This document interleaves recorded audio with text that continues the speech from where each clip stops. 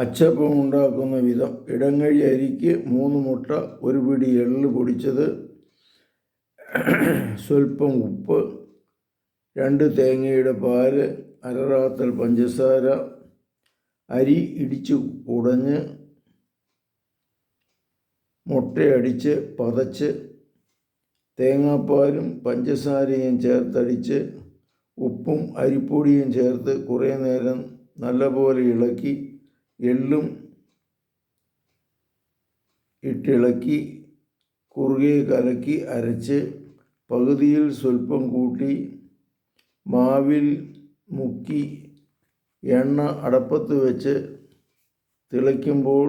അതിൽ മുക്കി അച്ചിൽ നിന്ന് വിട്ട് എണ്ണയിൽ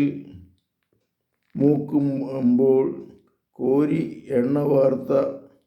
പാത്രത്തിൽ വെച്ച് എണ്ണ വാർന്നു കഴിയുമ്പോൾ പാട്ടയിൽ സൂക്ഷിക്കുക.